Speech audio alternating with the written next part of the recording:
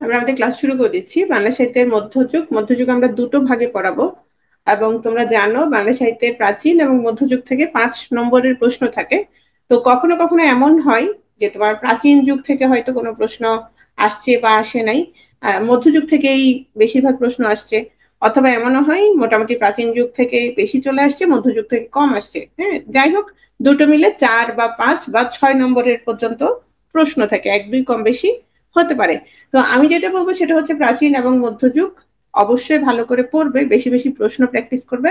যারা একেবারেই নতুন তাদের কাছে একটু জটিল বা মনে হতে পারে যে এত বইয়ের নাম কিভাবে মনে রাখবো, তো এটার একটাই উপায়, সেটা হচ্ছে বারবার প্র্যাকটিস করা, ক্লাস করা।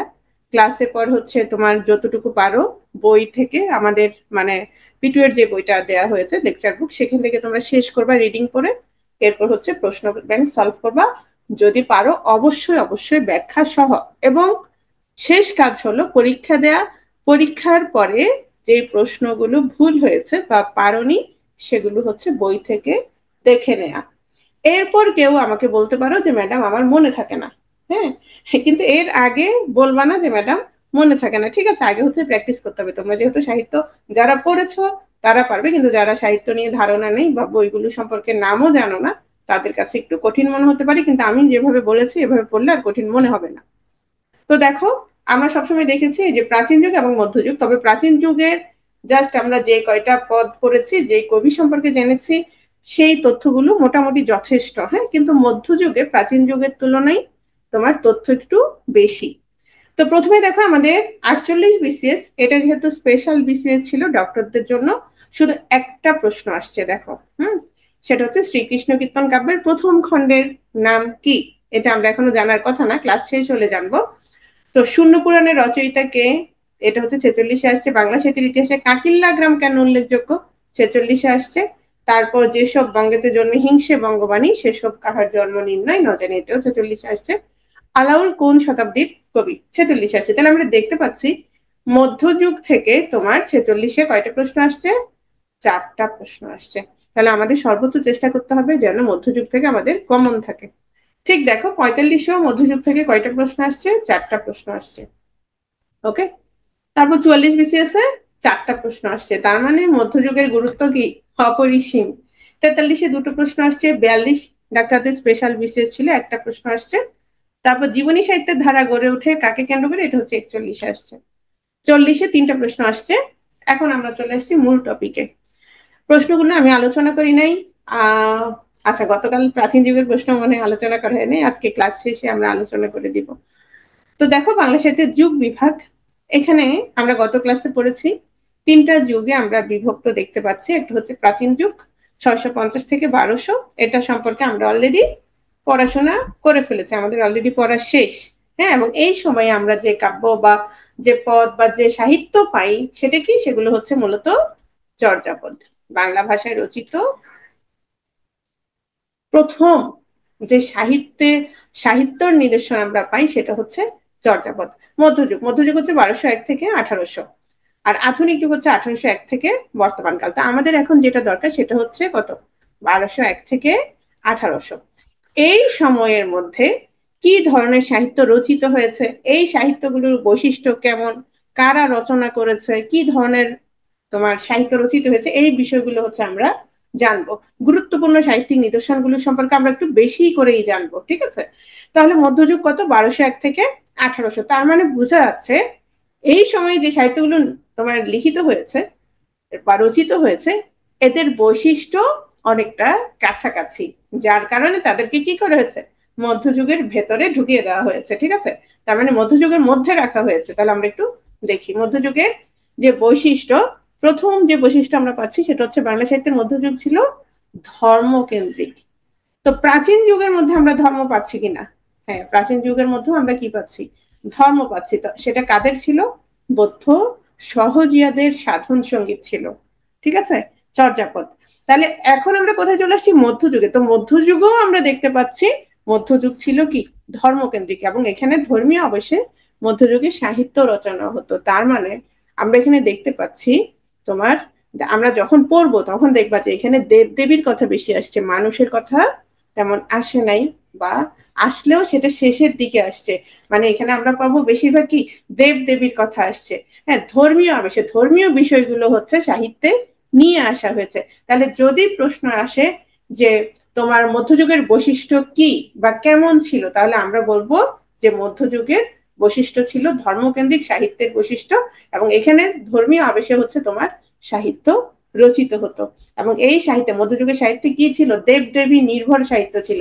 এখানে মানুষের কথা, স্বদেশ প্রেমের কথা, হৃদয়ের কথা আমরা পাইনি। এখন আসো অন্ধকার যুগ। তাহলে অন্ধকার যুগটা আবার কোত্থেকে এলো? আমরা পড়েছি যে মধ্যযুগ হচ্ছে কত থেকে কত, 1201 থেকে তোমার কত, 1800। তাহলে এর মধ্যে আবার মধ্যযুগ অন্ধকার যুগ কোত্থেকে এলো? শোনো, চর্যাপদের মাধ্যমে সাহিত্যের যে আলো জ্বলেছিল, আমরা হঠাৎ করে দেখতে পাই সেই আলো নিভে গেছে।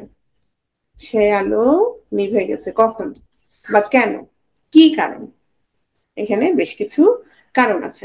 দেখো, আমরা যে এই যে সাহিত্যের যে যুগ বিভাগটা পাই, তোমরা যদি খেয়াল করো, আমাদের মধ্যযুগ শুরু হয়েছে কখন? 1201 সালে। এই সময় খুব গুরুত্বপূর্ণ একটা ঘটনা ঘটেছিল। কখন?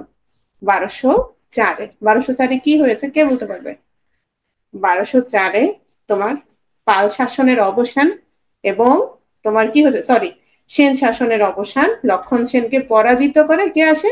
ইখতিয়ার উদ্দিন মোহাম্মদ বখতিয়ার খলজি বাংলা দখল করে নেয়। তাহলে আমরা দেখতে পাচ্ছি 1204-এ কি হচ্ছে, তোমার সেন শাসনের অবসান হচ্ছে।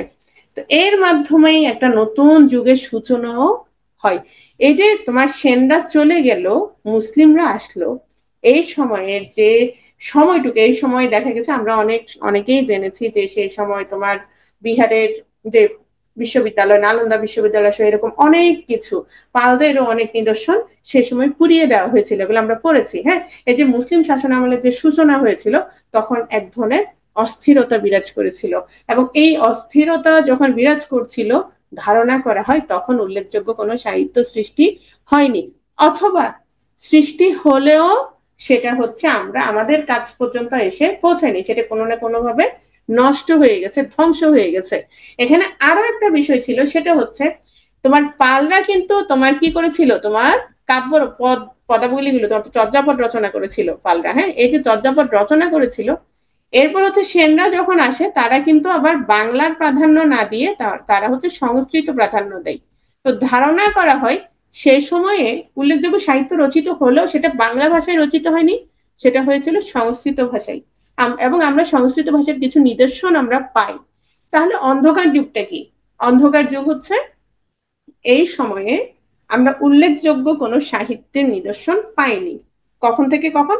অর্থাৎ বাংলা ভাষায় রচিত 1201 থেকে 1350, এই 150 বছর। এই 150 বছরে আমরা কি পাইনি? আমরা কোনো উল্লেখযোগ্য সাহিত্য পাইনি বাংলা ভাষার। কিন্তু তার আগে আমরা কি পেয়েছি? তার আগে আমরা চর্যাপদ পেয়েছি। তাহলে একটা জিনিস খেয়াল করো, চর্যাপদ কিন্তু অনেকে, অসমিয়ারা বলেছে কি তাদের ভাষায় রচিত, উড়িয়ারা বলেছে তাদের ভাষায় রচিত, রাহুল সাংকৃত্যায়ন বলেছে এখানে হিন্দির প্রভাবটা বেশি। একটা জিনিস খেয়াল করো তো, তাহলে যদি চর্যাপদ বাংলার সম্পদ না হয়, এবং এই 150 বছরও যদি অন্ধকার যুগ হয়ে থাকে, তাহলে বাংলা সাহিত্যের যাত্রা কখন শুরু হয়? যদি চর্যাপদ আবিষ্কৃত না হতো 1350-এর পরে, তাই না? কিন্তু চর্যাপদ আবিষ্কৃত হওয়াতে এটার মানে ঘটেনি, এই সমস্যাটার হয়নি। আমরা চর্যাপদ পেয়েছি 1201-এর আগে। তাহলে 1201 থেকে 1350 পর্যন্ত এটাকে আমরা বলবো অন্ধকার যুগ। অনেক সময় প্রশ্ন আসতে পারে যে অন্ধকার যুগের সময়সীমা সেটা হচ্ছে কত? 1201 থেকে 1350, কারণ এই সময় আমরা উল্লেখযোগ্য কোনো সাহিত্য পাইনি বাংলা ভাষায়। এরপরে কিছু কিছু সাহিত্যের নিদর্শন আছে, সেগুলো কি কি? সেগুলো হচ্ছে তোমার শূন্য পুরাণ, শেখ শুভদয়া, খনার বচন। এই দেখো খনার বচন, আমরা বলেছিলাম খনার বচন হচ্ছে অলিখিত নিদর্শন। কখন? অলিখিত নিদর্শন প্রাচীন যুগের, মানে এই সময় মুখে মুখে প্রচলিত ছিল, কিন্তু মধ্যযুগে এসে, আধুনিক যুগের শুরুতে এসে আমরা কি পাচ্ছি? এটার লিখিত নিদর্শন পাচ্ছি, তাই না? তারপর হচ্ছে আর্যা, পীর মাহাত্ম জ্ঞাপক কাব্য, প্রেম সঙ্গীত, প্রাকৃত পিঙ্গল, এগুলো হচ্ছে প্রাকৃত ভাষার গীতি কবিতা। এখন আসো শূন্য পুরাণ। শূন্য পুরাণ হচ্ছে রামায় পণ্ডিত রচিত ধর্মপূজার শাস্ত্র গ্রন্থ।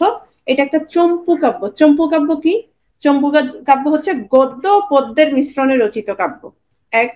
2 নম্বর হচ্ছে এই যে শূন্য পুরাণ, প্রশ্ন আসতে পারে কার দ্বারা রচিত অথবা অন্ধকার যুগের সাহিত্যিক নিদর্শন কোনটি। এটা হচ্ছে শূন্য পুরাণ। কে রচনা করেছেন? রামাই পণ্ডিত। এখানে কি ছিল? তো বৌদ্ধদের শূন্যবাদ এবং হিন্দুদের লৌকিক ধর্মের মিশ্রণ ঘটেছে, এতটুকু মনে রাখলেই হবে। শেখ শুভোদয়, শেখ মানে কি? শেখ, শেখ। শুভোদয় মানে কি? শুভোদয় মানে শেখের শুভোদয় ঘটেছে, হ্যাঁ, শুভ উদয় ঘটেছে। কিরকম? কোন শেখের কথা বলা হয়েছে এখানে? হচ্ছে তোমার শেখ জালালউদ্দিন তাবরেজির কথা বলা হয়েছে। তাহলে শেখ শুভোদয় কে লিখেছেন?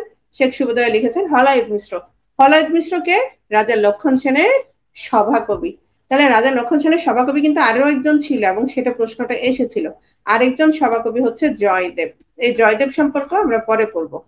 তাহলে আমরা শেখ সুবোধয় কে লিখেছেন? রাজা লক্ষণ সেনের সভাকবি হলয়ত মিশ্র, তাও কি সংস্কৃত গদ্য পদ্যে লেখা চম্পু কাব্য। তাহলে দেখো শূন্য পুরাণ কোন কোন ভাষায় লিখিত? একই, গদ্য পদ্যের মিশ্রণে রচিত চম্পু কাব্য। এটাও সেম, আবার এটাও একই, সংস্কৃত গদ্য পদ্যে লেখা চম্পু কাব্য। গ্রন্থটি রাজা লক্ষণ সেন এবং শেখ জালালউদ্দিন তাবরেজির অলৌকিক কাহিনী অবলম্বনে রচিত। আর এখানে হচ্ছে কিছু নিদর্শন আছে প্রাচীন বাংলার, সেগুলো কি কি? এই যে বাংলা ছড়া, খনার বচন, তারপরে একটা প্রেম সঙ্গীত ভাটিয়ালির আগের, এগুলো। তাহলে আমরা কি কি পেলাম? আমরা যে প্রশ্নগুলোর উত্তর আমাদের জানা জরুরি বা যেভাবে প্রশ্ন আসতে পারে সেটা হচ্ছে, ধরো প্রশ্ন আসতে পারে নিচের কোনটি অন্ধকার যুগের নিদর্শন। তাহলে আমরা দুটো নিদর্শন করেছি, একটা হচ্ছে তোমার শূন্য পুরাণ, আরটা হচ্ছে শেখ শুভোদয়া। শূন্য পুরাণ কে রচনা করেছেন? রামাই পণ্ডিত। শেখ শুভোদয়ের রচয়িতা কে? হলায়ত মিশ্র। হলায়ত মিশ্র কে ছিলেন? রাজা লক্ষণ সেনের সভাকবি। শেষ, এতটুকুই যথেষ্ট। ডাক ও খনার বচন, এগুলো হচ্ছে প্রাচীন যুগের সৃষ্টি বলে বিবেচনা করা হয়, কিন্তু বিকাশ লাভ করে মধ্যযুগের শুরুতে, অর্থাৎ আমরা মধ্যযুগের শুরুতে এগুলোর কি পাই? লিখিত নিদর্শন পাই। এই ডাকের বচনে সাধারণত জ্যোতিষ, ক্ষেত্রতত্ত্ব এবং মানব চরিত্রের ব্যাখ্যা প্রাধান্য পেয়েছে। আর খনার বচনে হচ্ছে কৃষি ও আবহাওয়ার কথা প্রাধান্য পেয়েছে। এগুলো অনেক সময় আসতে পারে। এখন আসো, এই যে ডাক ও খনার বচন, এগুলোর মধ্যে তোমার প্রাচীন কালের কোনো বৈশিষ্ট্য এখন আর নেই। এগুলো মুখে মুখে মুখে মুখে প্রচলিত হয়ে আমরা বলতে বলতে এগুলোর মধ্যে আর কি প্রাচীন কোনো বৈশিষ্ট্য এগুলোর মধ্যে আর নেই, এগুলো আধুনিকতার মধ্যেই চলে আসছে। এখন আসে শূন্য পুরাণ। একটা প্রশ্ন 32 বিসিএস আসছিল, সেটা হচ্ছে শূন্য পুরাণ রচনা করেছেন কে? কে? রামাই পণ্ডিত। তারপর বাংলা সাহিত্য অন্ধকার যুগ বলতে বোঝাই 1201 থেকে 1350, নাকি? হ্যাঁ, অন্ধকার যুগ হচ্ছে 1201 থেকে 1350, আর তোমার মধ্যযুগ কি? 1201 থেকে 1800। ওকে, মনে রাখতে হবে। সহজ প্রশ্ন কিন্তু আসতে পারে। মধ্যযুগের সাহিত্য কর্মগুলো যদি আমরা দেখি, আমরা অন্ধকার যুগ পরবর্তী মধ্যযুগের সাহিত্যকর্মকে 2 শ্রেণীতে ভাগ করতে পারি। একটা হচ্ছে তোমার যেগুলো অনুদিত হয়েছে, অনুবাদ করা হয়েছে বিভিন্ন সাহিত্য থেকে। কিরকম? যেমন তোমার সংস্কৃত থেকে বাংলায় অনুবাদ করা হয়েছে, তারপর হচ্ছে আরবি ফার্সি থেকে, তারপর হচ্ছে হিন্দি থেকে। হ্যাঁ, হিন্দি থেকে বিখ্যাত সাহিত্য কর্মগুলো কি করা হয়েছে তখন? অনুবাদ করা হয়েছে। তো এগুলো হচ্ছে মধ্যযুগের খুব গুরুত্বপূর্ণ সাহিত্য। কেন? কারণ এগুলো হচ্ছে সরাসরি আক্ষরিক অনুবাদ করে নেই, আমাদের কবিরা এগুলো ভাবানুবাদ করেছে, যার কারণে এগুলো বলা যায় মানে মৌলিক না, কিন্তু অনেকটা মৌলিক বলা যায়। যদিও এগুলো কি তোমার ঘটনাগুলো নেওয়া হয়েছে, কাহিনী নেওয়া হয়েছে বিখ্যাত, যেমন সংস্কৃত, আরবি ফার্সি থেকে অথবা হিন্দি থেকে। আর মৌলিক যে রচনাগুলো সেগুলো কি ছিল? মঙ্গল কাব্য, বৈষ্ণব পদাবলী, জীবনী সাহিত্য, লোক সাহিত্য। এই মঙ্গল কাব্য, বৈষ্ণব পদাবলী থেকে প্রায়ই প্রশ্ন থাকে। ঠিক আছে, এছাড়া আমরা কি কি পড়বো দেখো, শ্রীকৃষ্ণ কীর্তন কাব্য সম্পর্কে পড়বো, মঙ্গল কাব্য পড়বো, বৈষ্ণব পদাবলী, জীবনী সাহিত্য নিয়ে পড়বো, লোক সাহিত্য ময়মনসিংহ গীতিকা নিয়ে পড়বো, অনুবাদ সাহিত্য ওই যে আরবি ফার্সি হিন্দি, তারপর সংস্কৃত থেকে যেগুলো অনুদিত হয়েছে সেগুলো সম্পর্কে জানবো, নাথ মসিয়া সাহিত্য, রোমান্টিক প্রণয়োপাখ্যান, আরাকান রাজসভার বাংলা সাহিত্য, শায়ের, কবিওলা, পুঁথি সাহিত্য। আমরা এগুলো সম্পর্কে জানবো এবং এখান থেকেই ঘুরে ফিরে তোমার 4টা-5টা প্রশ্ন আসে, 3টা-4টা বা 2টো প্রশ্ন আসে। প্রথমেই আমরা চলে আসছি কোথায়? শ্রীকৃষ্ণ কীর্তন কাব্য। মধ্যযুগে বাংলা সাহিত্যের আদি নিদর্শন হচ্ছে শ্রীকৃষ্ণ কীর্তন কাব্য। তাহলে প্রাচীন যুগের আদি নিদর্শন কি? চর্যাপদ। প্রাচীন যুগের হচ্ছে চর্যাপদ। আর মধ্যযুগের আদি নিদর্শন কি? শ্রীকৃষ্ণ কীর্তন কাব্য। তার মানে চর্যাপদের পরে 150 বছর আমরা কি পেয়েছি? অন্ধকার যুগ। অন্ধকার যুগের পরে আমরা যেটা পেলাম সেটা হচ্ছে শ্রীকৃষ্ণ কীর্তন কাব্য। তাহলে মধ্যযুগের প্রথম যে কাব্যটা আমরা পেয়েছি সেটা হচ্ছে শ্রীকৃষ্ণ কীর্তন কাব্য। সর্বজন স্বীকৃত খাঁটি বাংলা ভাষায় রচিত প্রথম গ্রন্থ হচ্ছে শ্রীকৃষ্ণ কীর্তন। কারণ কি? কারণ হচ্ছে চর্যাপদ সর্বজন স্বীকৃত ছিল না এবং খাঁটি বাংলা ভাষায়ও ছিল না। সেখানে আমরা বেশ কয়েকটা ভাষার মিশ্রণ দেখতে পেয়েছি এবং এটা নিয়ে অনেক মতভেদ ছিল। যদিও সুনীতি কুমার প্রমাণ করেছেন এটা বাংলা ভাষায় রচিত, কিন্তু এটা নিয়ে আমরা অনেক মতভেদ দেখেছি। কিন্তু শ্রীকৃষ্ণ কীর্তন কাব্য নিয়ে আর কোনো মতভেদ নেই। এটা হচ্ছে একেবারে সর্বজন স্বীকৃত খাঁটি বাংলা ভাষায় রচিত প্রথম গ্রন্থ। তাহলে যদি প্রশ্ন আসে, এভাবে আসে যে সর্বজন স্বীকৃত খাঁটি বাংলা ভাষায় রচিত প্রথম গ্রন্থ কোনটি, সেটি হচ্ছে শ্রীকৃষ্ণ কীর্তন কাব্য। তাহলে এটা আমরা কোথায় পেয়েছি, কে পেয়েছে, কিভাবে প্রকাশিত হয়েছে, কোত্থেকে প্রকাশিত হয়েছে, কত সালে প্রকাশিত হয়েছে, এই বিষয়গুলো আমাদের জন্য জরুরি। তাহলে আমরা যদি দেখি শ্রীকৃষ্ণ কীর্তন কাব্যের পুঁথি কত সালে পাওয়া গেছে? 1909 সালে। আর 1907 সালে পাওয়া গেছে হচ্ছে চর্যাপদ। আমরা একটু মিলিয়ে মিলিয়ে পড়ি, তাহলে আমাদের এই যে অল্প কয়েকটা সাল এগুলো আমাদের মনে থাকবে। তাহলে শ্রীকৃষ্ণ কীর্তন কাব্যের পুঁথি আমরা পেয়েছি 1909 সালে।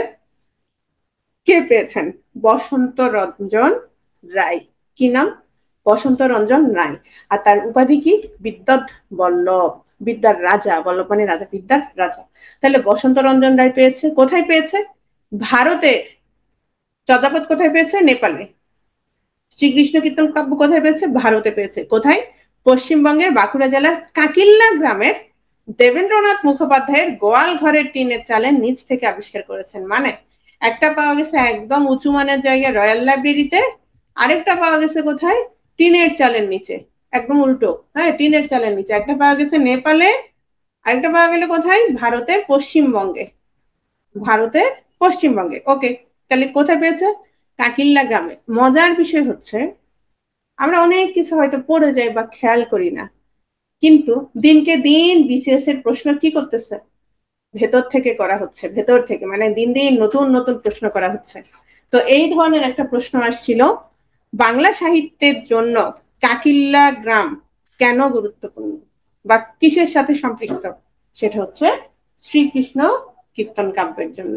শ্রীকৃষ্ণ কীর্তন কাব্য কোথায় পাওয়া গেছে? এই কাকিল্লা গ্রামে পাওয়া গিয়েছে। ঠিক আছে? কত সালে? 1909 সালে। কে পেয়েছে? বসন্ত রঞ্জন রায়।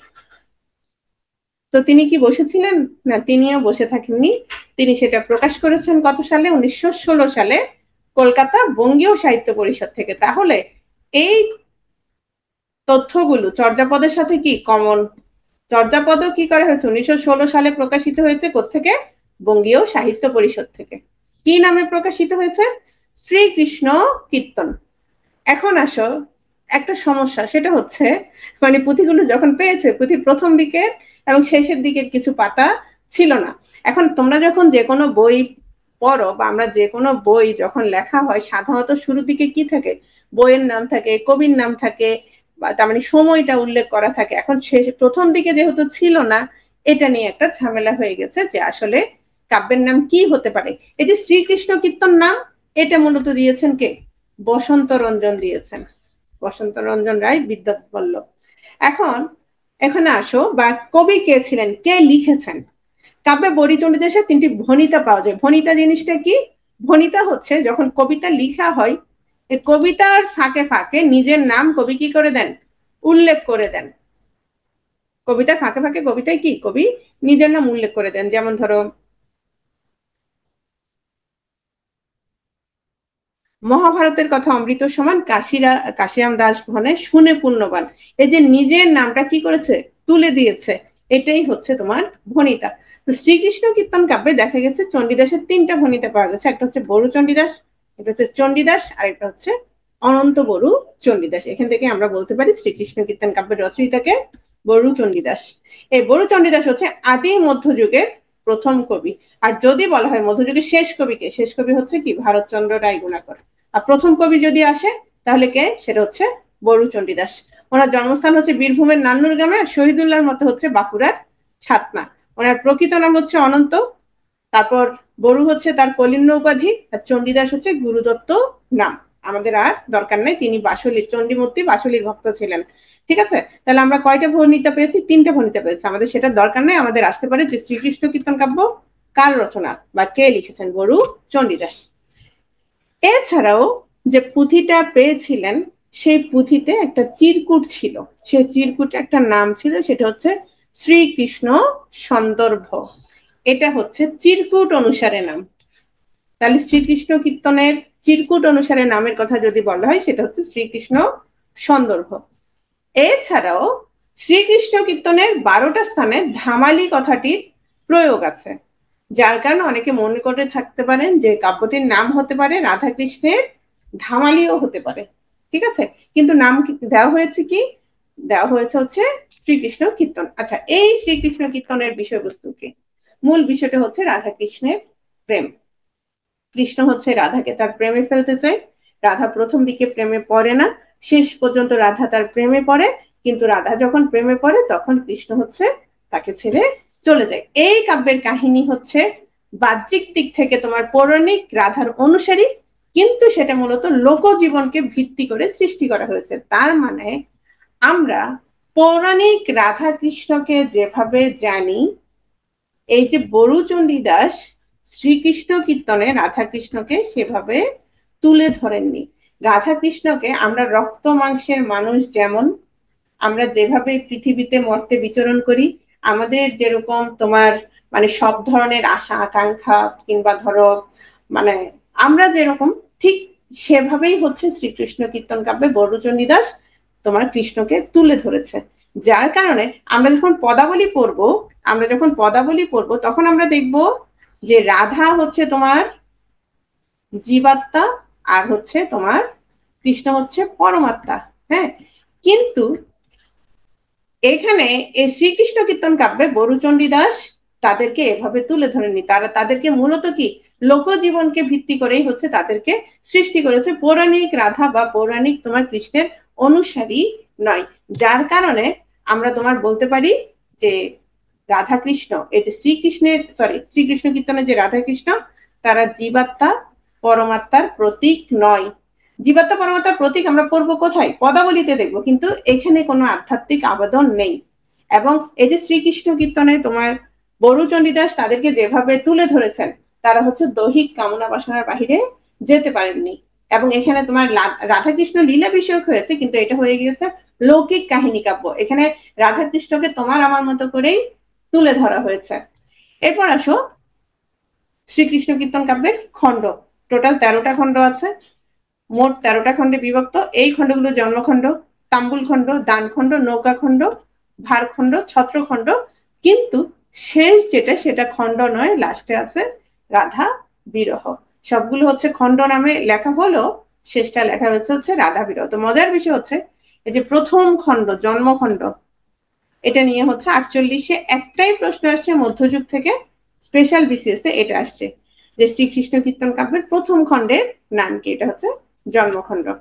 শ্রীকৃষ্ণ কীর্তন কাব্যের চরিত্র, কাব্যের প্রধান চরিত্র হচ্ছে রাধা, আর কাব্যের প্রধান 3টা চরিত্র হচ্ছে রাধা, কৃষ্ণ, বড়াই। আর যদি রাধার স্বামীর কথা বলা হয় তার নাম হচ্ছে আয়ন ঘোষ অথবা অভিমন্যু ঘোষ। আর প্রধান চরিত্র রাধা, তার বাবার নাম হচ্ছে সাগর, মা হচ্ছে পদ্মা। অনেক সময় নাম আসে, কার নাম কি বা কে কার সম্পর্কিত, হ্যাঁ, সম্পর্কগুলো আসে। নায়ক হচ্ছে কৃষ্ণ, পিতার নাম হচ্ছে বসুদেব, মাতার নাম হচ্ছে দেবকী। এটি মূলত নাট্যগীতি শ্রেণী। নাটকে কি হয়? নাটকে প্রচুর সংলাপ থাকে। নাটকে কি হয়? প্রচুর সংলাপ থাকে। হ্যাঁ, একে অপরের সাথে আমরা দেখি নাটকে কি থাকে? সংলাপ থাকে। এখন এই যে শ্রীকৃষ্ণ কীর্তন কাব্য তোমরা যারা পড়বা বা কাহিনী জানো, তোমরা জানো এখানে প্রচুর সংলাপ, কিন্তু সেগুলো কিসে? কবিতার আকারে আসছে। হ্যাঁ, এবং এটা একটা কাব্য। তাহলে আমরা দেখতে পাচ্ছি সেখানে যে সংলাপগুলো কার কার? রাধা এবং কৃষ্ণের যে সংলাপ, যার কারণে আমরা বলতে পারি যে শ্রীকৃষ্ণ কীর্তন আঙ্গিক বা গঠনগত দিক থেকে নাটগীতি বা নাট্যগীতি শ্রেণীর। এটা একটা এক্সামে আসছে। এবং প্রকরণে হচ্ছে পদাবলী। তোমার রাধা কৃষ্ণের কথা আছে মানেই সেটা কি? তোমার পদাবলী। ওকে, তাহলে আমরা যদি প্রশ্ন আসে আঙ্গিক বা গঠনগত দিক থেকে কেমন? নাটগীতি বা নাট্যগীতি। আর প্রকরণ হচ্ছে পদাবলী। আর ছন্দ, ছন্দ হচ্ছে পয়া ত্রিপদী ছন্দের উচিত। কাব্যের কাহিনীতে হতে রতি বা আদি রসের প্রাধান্য পেয়েছে। রাধা কৃষ্ণের প্রেম এটা অলরেডি বলেছি। তাহলে এখানে যে 13টা খণ্ড, এই 13টা খণ্ড খুব সংক্ষেপে এখানে কাহিনী দেওয়া আছে। কাহিনীটা অবশ্যই অবশ্যই অবশ্যই পড়ে নিবে, এবং এখানে এক লাইনে দেওয়া আছে, এটা অবশ্যই তোমাদের পড়ে নিতে হবে। তাহলে আমরা যদি আরেকবার একটু করে ছোট্ট করে দেখি রাধা তোমার শ্রীকৃষ্ণ কীর্তন কাব্য সম্পর্কে, তাহলে আমরা একটু দেখি, আমাদের একটু প্রশ্ন নেই।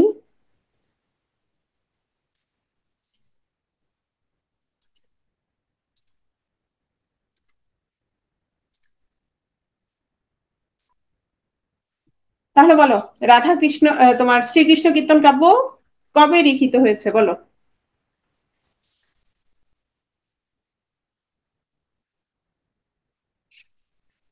1909 সালে।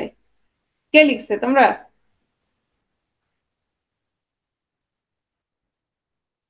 1916 সালে। তাহলে তো এটা আধুনিক যুগের রচনা, তাহলে তো আমার এখন ক্লাসে পড়ানোর দরকার ছিল না।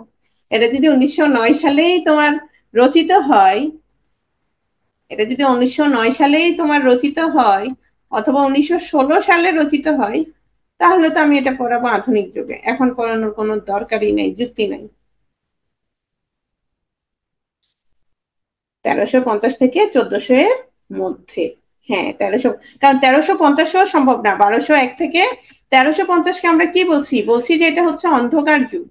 অন্ধকার যুগ, তাহলে এটা কখন রচিত হয়েছে? 1350 থেকে 1400 এর মধ্যে কি ধারণা করা হয় রচিত হয়েছে, অন্ধকার যুগে পরে, মানে 1350-এর পরে। ক্লিয়ার বিষয়টা? ওকে। এরপর আসো, তাহলে তো এত আগের রচনা আমরা পেয়েছি কখন? আমরা পেয়েছি 1909 সালে। কোথায় পেয়েছি? ভারতের পশ্চিমবঙ্গে। কোথায় পেয়েছি বলো? পশ্চিমবঙ্গের বাঁকুড়া জেলার কাকিল্লা গ্রামে। হ্যাঁ, এখন আসো এই কাকিল্লা গ্রামের কথা, তোমার হয়তো বিসিএস আর আসবে না, তোমরা বিসিএস ছাড়াও যারা সরকারি চাকরির বিভিন্ন পরীক্ষা দিবা, প্রাইমারি বলো, অথবা ধরো এনটিএসসি এর পরীক্ষা বলো, অথবা অন্যান্য মন্ত্রণালয়ের অন্যান্য পরীক্ষাগুলো দিবা, তাদের এই প্রশ্নটা আসতে পারে। এই ধরনের প্রশ্ন বিসিএস এ যেগুলো আসে, সেগুলো দেখা যায় অন্যান্য প্রশ্নে, অন্যান্য পরীক্ষায় থাকে। ওকে। এরপর আসো, এটা প্রথম দিকের দুটো পাতা, শেষের পাতা ছিল না, এবং যেহেতু প্রথম দিকের পাতা ছিল না, আমরা এটার নাম নিয়ে একটা ঝামেলায় ভুগতে থাকি। তবে এটা যখন প্রকাশিত হয়, কত সালে প্রকাশিত হয়েছে? 1916 সালে প্রকাশিত হয়েছে। যে প্রকাশিত হওয়ার সময় কি নাম দেওয়া হয়েছে? শ্রীকৃষ্ণ কীর্তন। শ্রীকৃষ্ণ কীর্তন, কিন্তু এখানে কৃষ্ণের কোনো কীর্তন নাই। তোমরা যদি পড়ো তাহলে দেখবা কৃষ্ণের কোনো কি নাই, কীর্তন নাই। যাই হোক, এই যে 1916 সালে এটা প্রকাশিত হয়েছে কোত্থেকে? বঙ্গীয় সাহিত্য পরিষদ থেকে। বঙ্গীয় সাহিত্য পরিষদ থেকে। ওকে।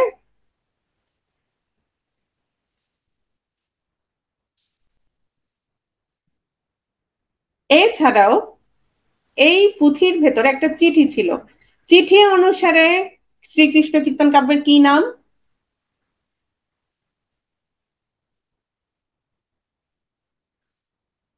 শ্রীকৃষ্ণ সন্দর্ভ। Very good. শ্রীকৃষ্ণ সন্দর্ভ। এছাড়াও এই কাব্যের 12টা স্থানে ধামালি শব্দের উল্লেখ থাকার কারণে অনেকে মনে করেন কাব্যের নাম কি? রাধাকৃষ্ণের ধামালি। রাধাকৃষ্ণের ধামালি। ওকে। তাহলে কাব্যটি কে রচনা করেছেন? বড়ু চণ্ডীদাস। ওকে, বড়ু চণ্ডীদাস, ঠিক আছে। Very good. মোট কয়টি খণ্ডে বিভক্ত? শোনো, আমাদের হচ্ছে যতটুকু প্রিলিতে দরকার আমরা ততটুকুই পড়ছি। মোট কতটা খণ্ডে বিভক্ত? 13টি খণ্ডে বিভক্ত। সবগুলো হচ্ছে খণ্ড নাম থাকলেও শেষ খণ্ডটির নাম কি? শোনো, প্রথম খণ্ড যেহেতু আসছে, শেষ খণ্ডটা বলো। প্রথম খণ্ড হচ্ছে জন্মখণ্ড, তারপর হচ্ছে রাধা বিরহ। রাধা বিরহ প্রথম খণ্ডে হচ্ছে তোমার, যেহেতু জন্মখণ্ড, এখানে হচ্ছে রাধা আর কৃষ্ণের জন্ম হয়। এরপর হচ্ছে তোমার যে খণ্ডটা, এরপর কোন খণ্ড বলো? শেষ খণ্ডের নাম কি? শেষ খণ্ডের নাম হচ্ছে রাধা বিরহ। Very good. কোন ছন্দে রচিত? পয়ার ত্রিপদী ছন্দে রচিত। কোন শ্রেণীর অন্তর্গত গঠনগত দিক থেকে? নাট্যগীতি বা নাটগীতি। আর প্রকরণে কেমন? যেহেতু রাধাকৃষ্ণ বিষয়ক কাব্য, তাহলে কি হবে প্রকরণে? পদাবলী। Very good. প্রকরণে পদাবলী। এখানে মূল চরিত্র কোনটি? রাধা। মূল চরিত্র রাধা। রাধার কৃষ্ণের যে মেসেঞ্জার, যে দূত, তার নাম কি? বড়াই। তাহলে মূল চরিত্র কয়টা? মূল চরিত্র হচ্ছে তিনটা। ঠিক আছে। রাধার হাজবেন্ডের স্বামীর নাম কি ছিল? আয়ন ঘোষ। অনেকে হয়তো মনে করতে পারো যে সে তো ম্যারিড ছিল। শোনো, তখন অল্প বয়সে বিয়ে দিয়ে দেওয়া হতো, খুব অল্প বয়সে। কৃষ্ণের পিতার নাম কি? পিতার নাম, মাতার নাম? বসুদেব এবং দেবকী। বসুদেব এবং দেবকী। তারপর হচ্ছে রাধার বাবার নাম সাগর, মা হচ্ছে পদ্মা। ক্লিয়ার? মধ্যযুগের আদি ও প্রথম কবি কে ছিলেন? মধ্যযুগের আদি ও প্রথম কবি কে ছিলেন? গৌরচণ্ডী দাস। প্রাচীন যুগের আদি কবি কে ছিলেন? অথবা বাংলা সাহিত্যের আদি কবি কে ছিলেন? লুইপা। Very good. ওকে, আমরা নেক্সট টপিকে চলে যাচ্ছি, মঙ্গল কাব্য। মঙ্গল কাব্য কি জিনিস? যেটা পড়লে মঙ্গল হয়, পড়ালেও মঙ্গল হয়। এই যেমন আমি তোমাদের পড়ালে কি হবে? মঙ্গল হবে, টাকা পয়সা পাবো, তাই না? আর তোমরা পড়লে কি হবে? তোমরা বিশেষ ক্যাডার হবা। হ্যাঁ, মঙ্গল কাব্য শব্দটার অর্থ হচ্ছে মঙ্গল। মঙ্গল মানে কি? মঙ্গল মানে হচ্ছে কল্যাণ, রাইট? মঙ্গল হচ্ছে কল্যাণ। তাহলে যে কাব্য পাঠ করলে কল্যাণ হয়, তারপর শুনলে কল্যাণ হয়, হ্যাঁ, সে কাব্যই হচ্ছে মঙ্গল কাব্য। এবং এটা পড়লে শুনলে কি হয়? অকল্যাণ দূর হয়। আবার এখানে আরেকটা বিষয় আছে। ধারণা করা হয় এক মঙ্গলবার থেকে আরেক মঙ্গলবার পর্যন্ত যে কাব্য পাঠ করা হতো তাকে বলা হয় মঙ্গল কাব্য। তো সে যাই হোক, এটাই হচ্ছে, এ কারণেই মঙ্গল কাব্য বলা হয়। মঙ্গল কাব্য হচ্ছে এক ধরনের কাহিনী কাব্য। কাহিনী কাব্য জিনিসটা কি? আচ্ছা, শ্রীকৃষ্ণ কীর্তনও হচ্ছে তোমার কাহিনী কাব্য। কাহিনী কাব্য কি? বর্তমান দিনের উপন্যাস, সিনেমা। উপন্যাস, উপন্যাসে কি থাকে? কাহিনী থাকে না, কিন্তু সেটা গদ্যে লেখা হয়। তো মধ্যযুগে যেহেতু গদ্যে কোনো কিছুই লেখা হতো না, সবকিছু কিসে লেখা হতো? পদ্যে লেখা হতো। মধ্যযুগে কোনো গদ্য নাই। আধুনিক যুগ থেকেই হচ্ছে আমরা গদ্যের তোমার বিকাশ লাভ করে গদ্য দেখতে পাই। হ্যাঁ, তোমার উপন্যাস, তারপর হচ্ছে প্রবন্ধ, গল্প।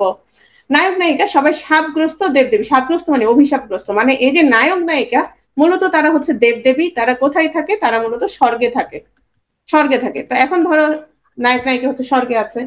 দেবী চণ্ডীর মনে হলো আমার কিছু পূজা দরকার, সবাই আমারে পূজা করবে, এখন আমার নামটা কি করতে হবে? ছড়াই দিতে হবে।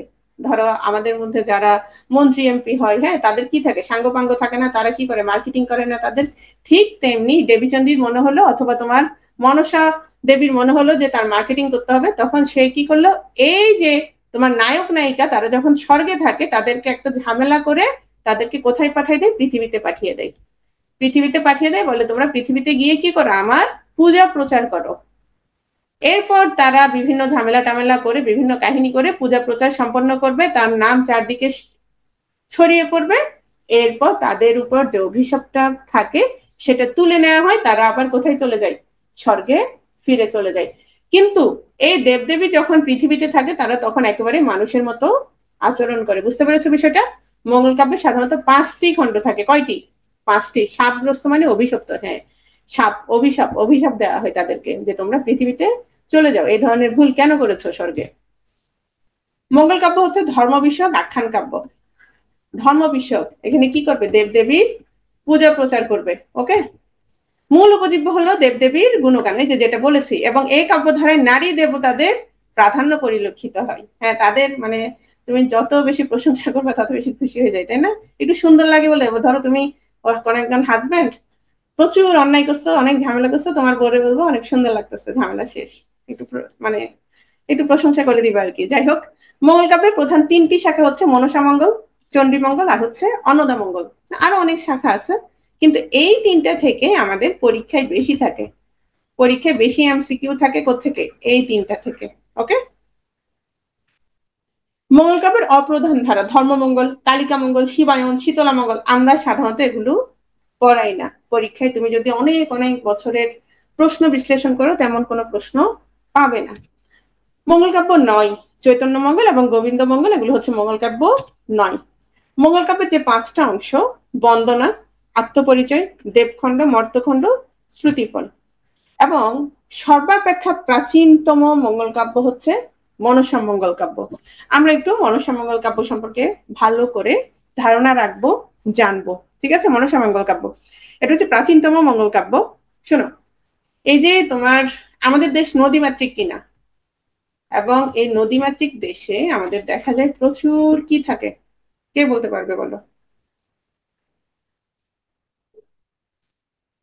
কিসের উপদ্রব থাকে? ভেরি গুড, সাপের উপদ্রব। হ্যাঁ, এই যে সাপের উপদ্রব, এই সাপের উপদ্রব থেকে বাঁচতে গিয়েই হচ্ছে আমাদের এই মনসা দেবীর অবতারণ ঘটে। তো সর্বাপেক্ষা প্রাচীনতম মঙ্গল কাব্য হচ্ছে মনসা মঙ্গল কাব্য। সাপের দেবী হচ্ছে মনসা স্তব স্তুতি কাহিনী ইত্যাদি নিয়ে রচিত কাব্য মনসা মঙ্গল। মানে মনসা মঙ্গল কাব্যে কি করা হবে? তোমার মনসা দেবীর পূজা প্রচার করা হবে। সমাজের নিচু শ্রেণীতে মনসা পূজা প্রচলন ঘটে এবং মনসা দেবীর পূজা প্রচার এবং দেবী মনসার গুণ কীর্তন হচ্ছে এর মূল উপজীব্য। ঠিক আছে, মূল জিনিসটা হচ্ছে মনসা মঙ্গলে মনসার গুণকীর্তন গাওয়া হবে। মনসা মঙ্গল, মনসার সাবের দেবী, শিবের মানস কন্যা মানে মনে জাত কন্যা। ওকে,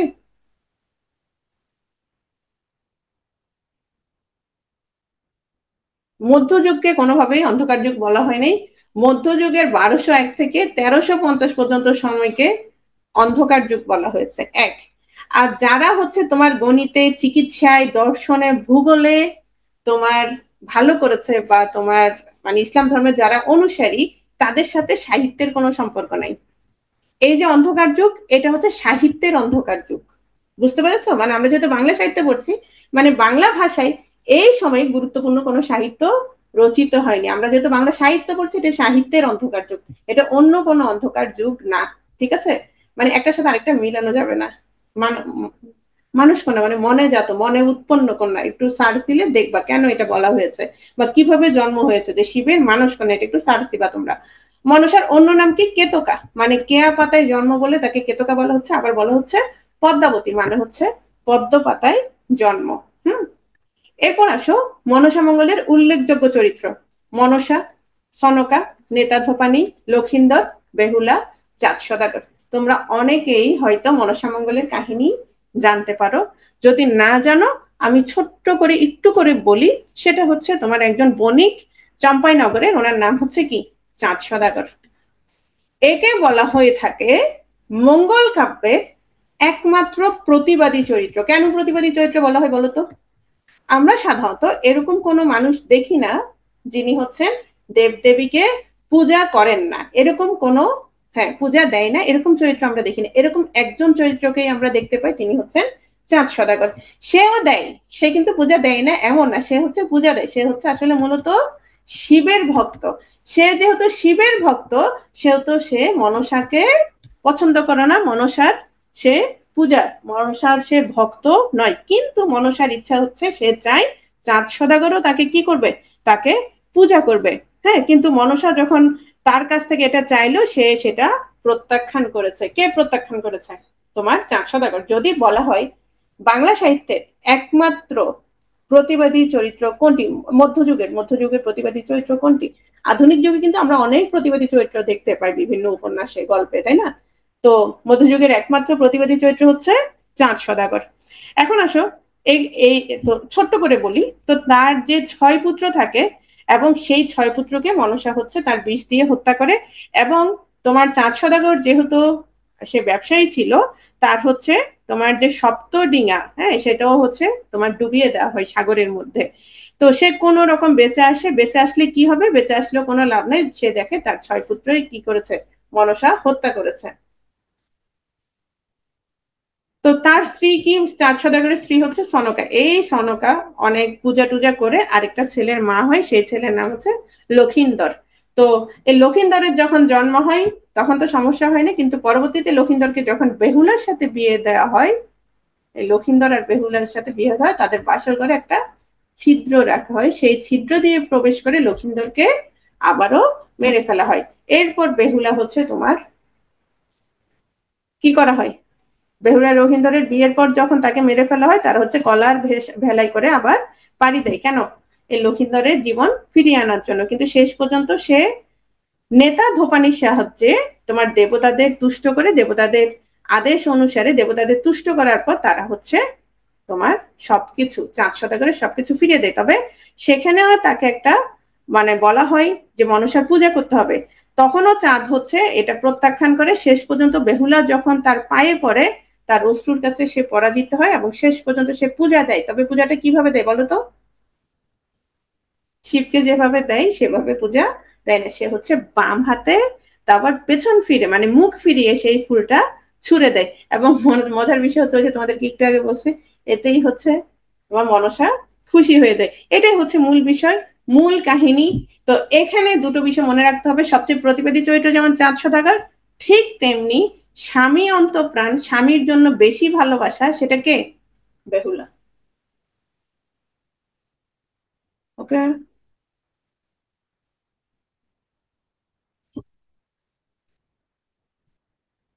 তাহলে মধ্যযুগের সবচেয়ে প্রতিবাদী চরিত্র হচ্ছে চাঁদ সদাগর, মধ্যযুগের সবচেয়ে পতিপ্রাণা চরিত্র হচ্ছে উজানিনগরের সাইবেনের কন্যা বেহুলা, পতিপ্রাণা চরিত্র। আর স্বর্গের ধোপা হচ্ছে নেতা ধোপানি, যার কাছ থেকে বেহুলা হচ্ছে তোমার ওই যে স্বর্গের ঠিকানা পায়, স্বর্গের তোমার দেবতাদের কাছে যেতে পারে এই নেতা ধোপানির মাধ্যমে।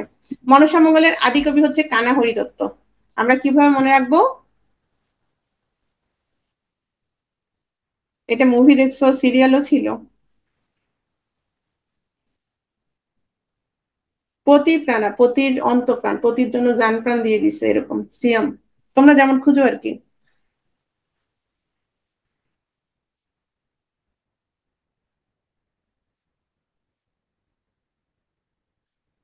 তাহলে মনসা মঙ্গল ধারার উল্লেখযোগ্য কবিরা শোনো। মঙ্গল কাব্যের ক্ষেত্রে যেটা ছিল, মঙ্গল কাব্য হচ্ছে একজন লেখা শুরু করেছে এই কাহিনী নিয়ে, মানে তারা নতুন কাহিনীর জন্ম দিত না। মধ্যযুগে যেটা হতো, সেই একই কাহিনী নিয়ে বারবার বারবার অন্য জনেরাও লিখতো। তো এখানে বিজয় গুপ্ত হচ্ছে শ্রেষ্ঠ কবি, আর যিনি প্রথম লিখেছেন তিনি হচ্ছেন কানা হরিদত্ত। দ্বিজ বংশীদাস হচ্ছে তোমার আরেকজন, বিপ্রদাস পিপিলা হচ্ছে যিনি মনসা বিজয় লিখেছেন। এই দ্বিজবংশী দাস আবার গুরুত্বপূর্ণ, দ্বিজবংশী দাসের কন্যা সম্পর্কে আমরা পড়বো আরো পরে। তাহলে মনসা মঙ্গল ধারার উল্লেখযোগ্য কবিরা কে কে? বিজয়গুপ্ত, দ্বিজবংশী দাস, বিপ্রদাস পিপিলাই, আর হচ্ছে একদম শুরুতে যিনি তিনি হচ্ছেন কানা হরিদত্ত। আমাদের জন্য যেটা ইম্পর্টেন্ট সেটা হচ্ছে এভাবে আসে যে মনসা মঙ্গল কাব্যধারার আদি কবিকে, শ্রেষ্ঠ কবিকে, আদি কবিকে, আর হচ্ছে শ্রেষ্ঠ কবিকে, ঠিক আছে?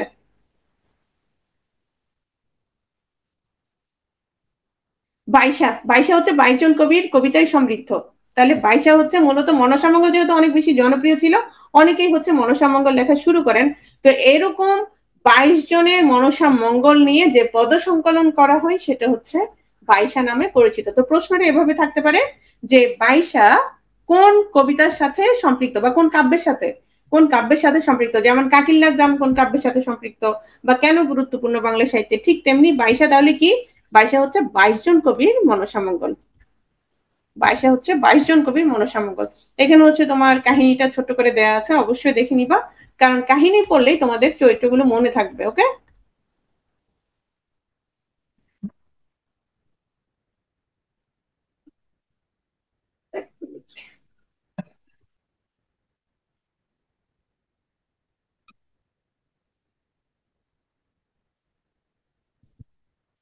আচ্ছা তাহলে আমরা কি কি বললাম বলো। সর্বাপেক্ষা প্রাচীনতম মঙ্গল কাব্য কোনটি? সর্বাপেক্ষা প্রাচীনতম মঙ্গল কাব্য কোনটি? মনসা মঙ্গল কাব্য।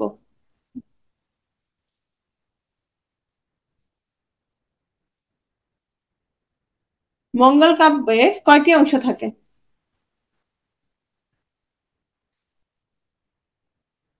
5টি অংশ থাকে। 5টি অংশ থাকে, ঠিক আছে। তারপর আসো, মঙ্গল কাব্যের প্রধান শাখা কয়টি? 3টি, মনসা, চণ্ডী এবং অন্নদামঙ্গল। ওকে,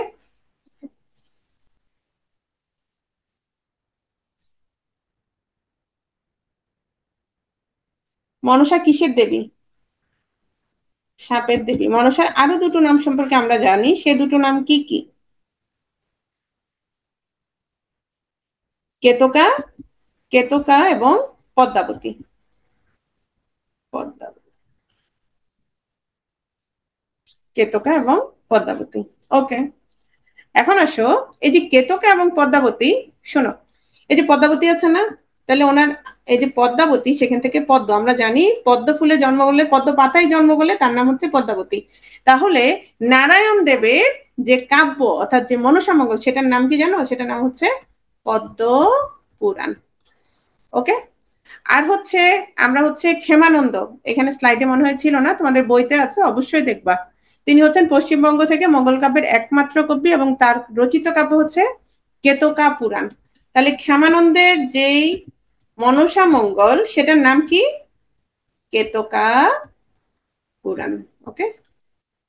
তাহলে এই যে আমরা দুটো নাম পেয়েছি, কেতকা এবং পদ্মাবতী, সেখান থেকেও আমরা কি দেখতে পাচ্ছি? মনসা মঙ্গলের দুটো নাম, একটা হচ্ছে পদ্মপুরাণ আর একটা হচ্ছে কেতকা পুরাণ, রাইট? এখন আসো, বলো মঙ্গল কাব্যের, সরি, মনসা মঙ্গল কাব্যের আদি কবি কে?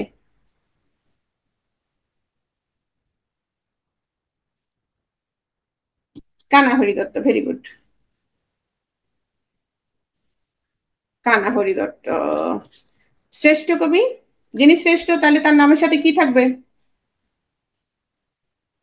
অবশ্যই, যেহেতু শ্রেষ্ঠ তাহলে কি বিজয় লাভ করেছেন? বিজয় গুপ্ত, ভেরি গুড। মজার বিষয় হচ্ছে, এই যে তোমাদের রিটেনে একটা প্রশ্ন আসছিল বিজয় গুপ্ত নিয়ে। বিজয় গুপ্তের বাড়ি কোথায়? বিজয় গুপ্তের বাড়ি হচ্ছে বরিশাল, এটা একটু মনে রাখো, বতে বিজয় বতে বরিশাল। বিজয় গুপ্তের বাড়ি হচ্ছে বরিশাল, এটা একবার রিটেনে আসছিল, প্রিলিতে কখনোই আসে নাই। কিন্তু গতবার হচ্ছে একজন লেখকের তোমার 48-এ শাহ মোহাম্মদ সগীরের জন্মস্থান সম্পর্কে আসছে, এই জন্য একটু জেনে রাখবা বিজয় গুপ্তের বাড়ি হচ্ছে বরিশাল, যেহেতু এটা রিটেনে আসছে। ঠিক আছে। তারপর হচ্ছে দ্বিজ বংশীদাস। দ্বিজ বংশীদাসের যে কাব্য মনসা মঙ্গল, সেটার নাম কি? পদ্মপুরাণ। সেটার নামও কি? পদ্মপুরাণ। পদ্মপুরাণ নামটা কোথেকে আসছে? এই যে মনসার আরেকটা যে নাম পদ্মাবতী আর কেতকা, সেখান থেকে। ওকে। ঠিক আছে, তাহলে এরপর আমরা কি কি বললাম? তারপর বলো মনসা মঙ্গল কাব্যের সবচেয়ে, অথবা মঙ্গল কাব্যের সবচেয়ে প্রতিবাদী চরিত্রকে, অথবা মধ্যযুগের সবচেয়ে প্রতিবাদী চরিত্রকে? চাঁদ সদাগর। আর প্রতি প্রাণা চরিত্রকে? বেহুলা।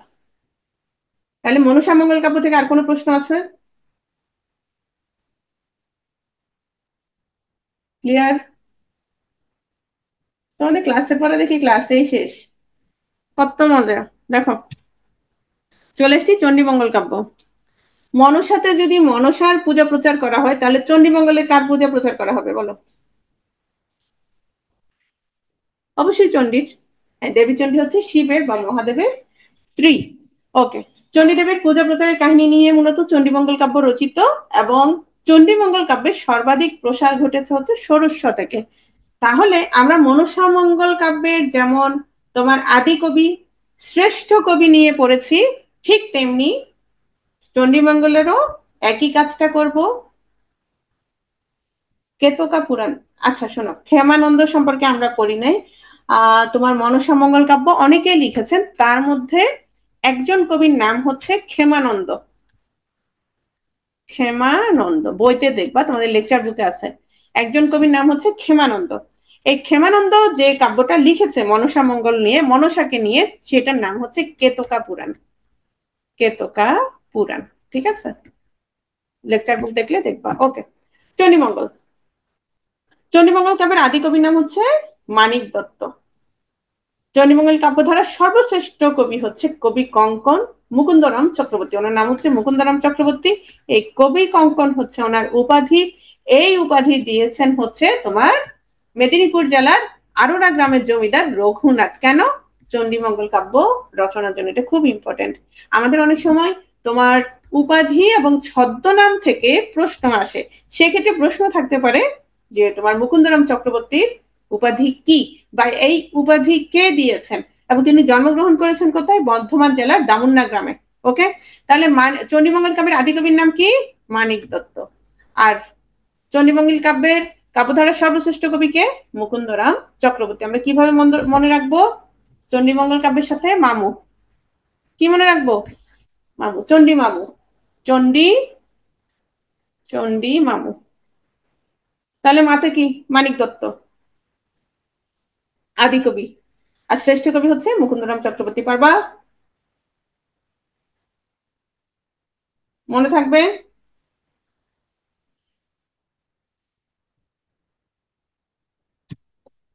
চণ্ডীমঙ্গলের কাহিনী হচ্ছে দুইটা খণ্ডে বিভক্ত, আক্ষেপিক খণ্ড, বণিক খণ্ড। চণ্ডীমঙ্গলের কাহিনীটা একটু লম্বা, তোমরা একটু পড়ে নিবা। আক্ষেপিক খণ্ডের চরিত্র হচ্ছে কালকেতু, এই কালকেতু হচ্ছে শিকারী, ফুল্লরা হচ্ছে তার ওয়াইফ, ভারুদত্ত মুরারিশীল। বণিক খণ্ডের চরিত্র হচ্ছে ধনবতী সদাগর, লহনা আর হচ্ছে খুল্লনা।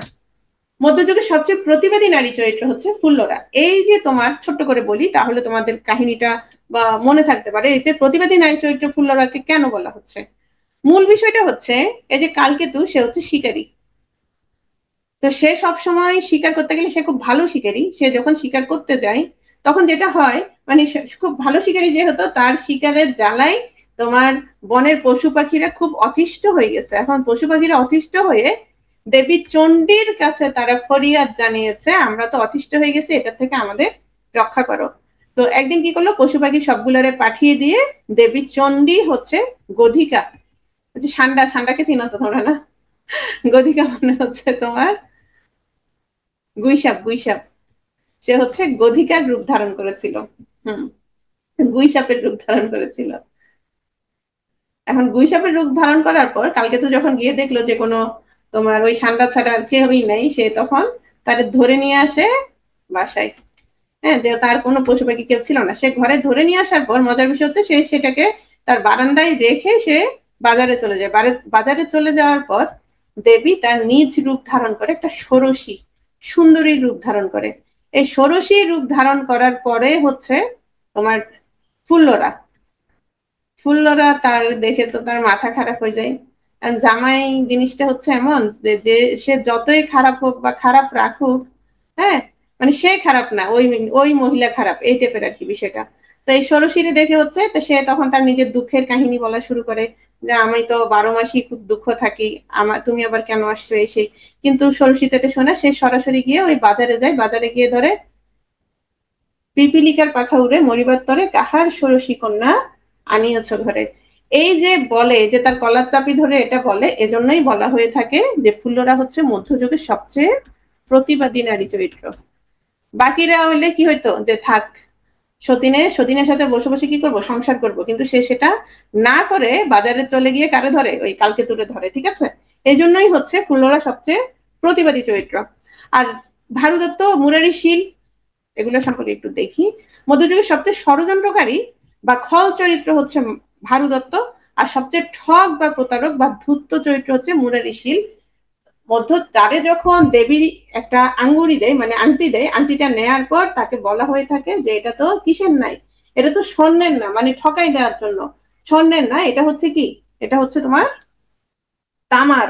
হ্যাঁ, এই জন্য তাকে বলা হয় সবচেয়ে ঠক, প্রতারক বা ধূর্ত চরিত্র। ঠিক আছে, এরপর আসো, এখানে ছোট্ট করে কাহিনী আছে, এই কাহিনীটা তোমরা দেখে নিবা। ধর্মমঙ্গল কাব্য, এখানে হচ্ছে ধর্ম ঠাকুরের মাহাত্ম্য প্রচার। ধর্মমঙ্গল কাব্যের কাহিনী দুটো, একটা হচ্ছে রাজা হরিশ্চন্দ্রের কাহিনী, আর একটা হচ্ছে লাউ সেনের কাহিনী। ধর্মমঙ্গল কাব্যের আদি কবি হচ্ছে ময়ূর ভট্ট, আর হাকন্দ পুরাণ হচ্ছে ময়ূর ভট্ট রচিত কাব্যগ্রন্থ, এটা একটু মনে রাখবা। ধর্মমঙ্গল কাব্য আদি কবিকে ময়ূর ভট্ট, হাকন্দ পুরাণ হচ্ছে ময়ূর ভট্ট রচিত কাব্যগ্রন্থ, আর ঘনরাম চক্রবর্তী হচ্ছে ধর্মমঙ্গল কাব্যের সর্বশ্রেষ্ঠ কবি। তাহলে ধর্ম কি, ময়ূর, আর হচ্ছে ঘনরাম, ময়ূর ভট্ট আর হচ্ছে ঘনরাম। ওকে, রাজা হরিশ্চন্দ্রের কাহিনী দেখে নিবা, লাউসেনের কাহিনীও দেখে নিবা। ওকে, অন্নদামঙ্গল, দেবী অন্নদার মাহাত্ম্য প্রচার। এবং অন্নদামঙ্গল কাব্যের রচয়িতা হচ্ছে ভারতচন্দ্র রায়গুণাকর, এটা খুব ইম্পর্টেন্ট। মধ্যযুগের শ্রেষ্ঠ কবি বলা হয়ে থাকে কাকে বলো? ভারতচন্দ্র রায়গুণাকর, এবং মধ্যযুগের শেষ কবি, এবং তোমার মঙ্গল কাব্য ধারারও শেষ কবি। এবং অন্নদা মঙ্গল তিনি ছাড়া, ভারতচন্দ্র রায়গুণাকর ছাড়া আর কেউ লিখেননি, এবং তিনি হচ্ছেন মধ্যযুগের অন্যতম শ্রেষ্ঠ কবি। আর ওনাকে রায়গুণাকর উপাধি দিয়েছেন হচ্ছে নবদ্বীপের রাজা কৃষ্ণচন্দ্র। তাহলে বলো তো, মুকুন্দরামকে উপাধি কে দিয়েছে?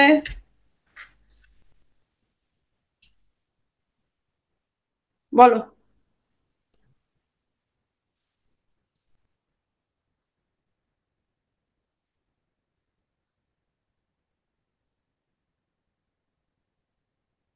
ভেরি গুড, তোমাদের মনে আছে অনেক কিছু।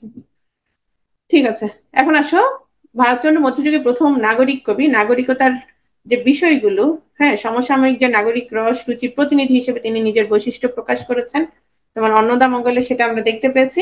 রবীন্দ্রনাথ ঠাকুর অন্নদামঙ্গল কাব্যকে বলেছেন রাজকণ্ঠের মণিমালা।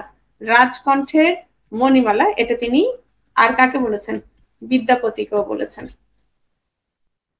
সমগ্র কাব্যটি 3 খণ্ডে বিভক্ত, সেটা হচ্ছে অন্নদামঙ্গল, শিবায়ন অন্নদামঙ্গল, বিদ্যাসুন্দর কালিকামঙ্গল, মানসিংহ অন্নদামঙ্গল। এখন আমাকে বলো চণ্ডীমঙ্গল কয় ভাগে বিভক্ত?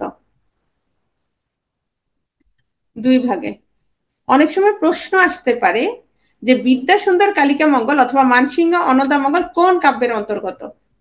ঠিক আছে,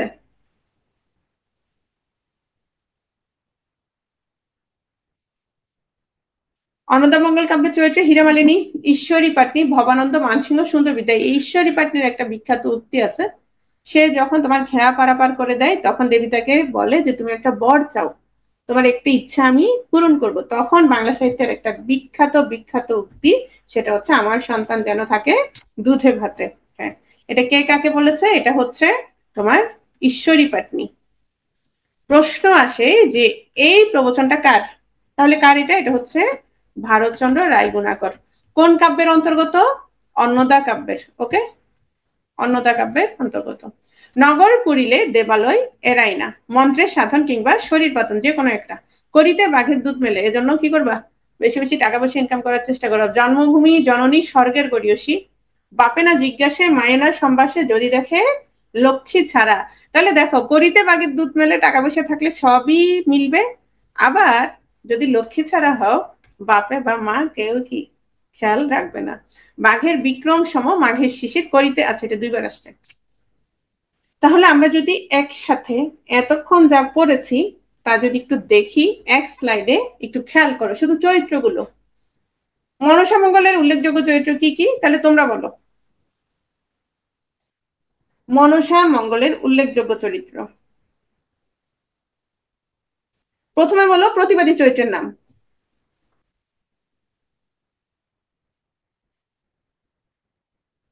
চাঁদ সদাগর। ওকে, পতিপ্রাণা চরিত্র বেহুলা। আচ্ছা, তাহলে এই দুটো হচ্ছে খুব ইম্পর্টেন্ট। বেহুলার হাজবেন্ড হচ্ছে লক্ষিন্দর। এগুলো পেলাম কোথায়? মনসা মঙ্গল কাব্যে। ঠিক আছে, তাহলে দেখো, বেহুলা, লক্ষিন্দর, চাঁদ সদাগর। চাঁদ সদাগরের স্ত্রী হচ্ছে মনসা, সরি সনকা, আর মনসা তো দেবী, আর নেতা ধোপানি হচ্ছে স্বর্গের ধোপা। শেষ। চণ্ডীমঙ্গলের উল্লেখযোগ্য চরিত্র আখ্যাতিক বা বেদ বা শিকারী খণ্ডের। মূল নায়ক এখানে কে? যদি বলা হয় কালকেতু, কোন মঙ্গল কাব্যের চরিত্র? চণ্ডীমঙ্গল কাব্যের। কালকেতু স্ত্রীর নাম কি? কালকেতু স্ত্রীর নাম কি? ফুল্লরা। ওকে, তারপর মধ্যযুগের সবচেয়ে প্রতিবাদী নারী চরিত্র তাহলে কে? ফুল্লরা। মধ্যযুগে যদি শিকারীর কথা উল্লেখ করে তাহলে কে হবে? কোন নায়ক? কালকেতু। Very good. মধ্যযুগের সবচেয়ে ষড়যন্ত্রকারী বা খল চরিত্র হচ্ছে ভানুদত্ত, আর প্রতারক বা ধূর্ত চরিত্র হচ্ছে মুরারি শীল। ঠিক আছে, ওকে। নেক্সট, মনসা মঙ্গল কাব্যের আদিকবি কে? কানাহরি দত্ত। শ্রেষ্ঠ কবি? বিজয় দত্ত। তাহলে আমরা কি বলবো? মনসা, বিজয়, আর কি কানা। বিজয় কানা। বিজয় কি কানা। বিজয় হচ্ছে শ্রেষ্ঠ কবি, আর কানাহরি দত্ত হচ্ছে আদি কবি। আচ্ছা, চণ্ডী, চণ্ডীর ক্ষেত্রে চণ্ডী কি বলেছিলাম? চণ্ডী মামু। চণ্ডী মামু। তাহলে চণ্ডীতে কি? মাতে কি? মানিক দত্ত। মাতে মানিক দত্ত, আর মুতে মুকুন্দরাম চক্রবর্তী। ওকে, তাহলে আদি কবি হচ্ছে মানিক দত্ত, চণ্ডীমঙ্গলের মুকুন্দরাম হচ্ছে শ্রেষ্ঠ কবি। ওকে, নেক্সট। আচ্ছা, বিজয় গুপ্তের বাড়ি কোথায় বলেছিলাম? কারো কি মনে আছে? এটা রিটেনে আসছিল, বরিশাল। Very good. অন্নদামঙ্গল কাব্য একজনই লিখেছে, সেটাকে ভারতচন্দ্র রায়গুণাকর। তাহলে চরিত্রগুলো সম্পর্কে আমরা আগে জেনেছি, এখন জানলাম জানলাম হচ্ছে আদিকবি এবং শ্রেষ্ঠ কবি সম্পর্কে। ধর্মমঙ্গল কাব্য কি বলেছিলাম? ময়ূর ভট্ট এবং ঘনরাম চক্রবর্তী। ওকে, এতটুকু হচ্ছে আমাদের আজকের টপিক নিয়ে আলোচনা আমরা অল্প করে আলোচনা করেছি। তাহলে আমরা কি কি দেখলাম আমরা একটু দেখি। আমরা প্রথমেই দেখেছি হচ্ছে মধ্যযুগের শুরুতে আমরা কোন কাব্যটা পেয়েছি বলো। মধ্যযুগের শুরুতে আমরা কোন কাব্য পেয়েছি? মধ্যযুগের শুরুতে আমরা কোনো কাব্য পাইনি বাংলা ভাষায় লেখা। তোমরা ভুল বলেছো। মধ্যযুগের প্রথম 150 বছর আমরা কোনো উল্লেখযোগ্য কাব্য পাইনি, পেয়েছি। সেগুলো কি? সংস্কৃত গদ্য পদ্যে লেখা চম্পু কাব্য দুটো পেয়েছি। একটা হচ্ছে কি রামায় পণ্ডিত রচিত শূন্য পুরাণ, আর একটা হচ্ছে হলায়ত মিশ্র রচিত শেখ শুভদয়া। হলায়ত মিশ্র কার সভাকবি ছিল? হলায়ত মিশ্র কার সভাকবি ছিল? লক্ষণ সেনের সভাকবি ছিল। ওকে। 1350-এর পরে আমরা সর্বজন স্বীকৃত খাঁটি বাংলা ভাষায় রচিত একটা কাব্য পাই। সেই কাব্যের নাম কি? শ্রীকৃষ্ণ কীর্তন কাব্য। শ্রীকৃষ্ণ কীর্তন কাব্য কে রচনা করেছেন? বড়ু চণ্ডীদাস। ঠিক আছে, বড়ু চণ্ডীদাস সম্পর্কে আমরা পড়েছি এবং শ্রীকৃষ্ণ কীর্তন কাব্য সম্পর্কে আমরা জেনেছি। এবং সে এরপর আমরা চলে গেছি কোথায়? মঙ্গল কাব্যে। মঙ্গল কাব্যের মধ্যে সবচেয়ে পুরাতন কাব্য কোনটি ছিল? মনসা মঙ্গল কাব্য। এটা সম্পর্কে আমরা পড়েছি। তারপর আমরা পড়েছি চণ্ডী মঙ্গল কাব্য নিয়ে। তারপর আমরা পড়েছি অন্নদা মঙ্গল নিয়ে। তারপর আমরা কোনটা নিয়ে পড়লাম শেষ পর্যন্ত? মঙ্গল কাব্যের মধ্যে আর কোনটা পড়েছি? ধর্মমঙ্গল। Very good. এতটুকুই হচ্ছে আমাদের আগামীকালের পড়া এবং পরীক্ষায় এতটুকুর মধ্যেই প্রশ্ন রাখা হবে। তোমাদের কাজ হচ্ছে বই থেকে সম্পূর্ণ পড়া, তারপর হচ্ছে প্রশ্ন ব্যাংক সলভ করা, তারপর হচ্ছে পরীক্ষা দেওয়া। এর মধ্যে কোনো কনফিউশন থাকলে অবশ্যই টেলিগ্রাম সাপোর্ট গ্রুপে জানাবে। ক্লিয়ার সবাই? কার কোনো প্রশ্ন? বই নেই? বই পাঠানো হবে। এখনো পাওনি? বই না থাকলে সমস্যা নেই, স্লাইডটা ভালো করে পড়ে নিবে। ঠিক আছে, প্রশ্ন ব্যাংক পড়ে নিবে। আচ্ছা, লাস্ট ক্লাসে স্লাইড ঘোলা ছিল, তাহলে মনে হয় ছোট করে ফেলা হয়েছে বেশি। আচ্ছা, এটা বলে দিব। ঠিক আছে, আমাদের টেকনিক্যাল টিমকে বলে দিব।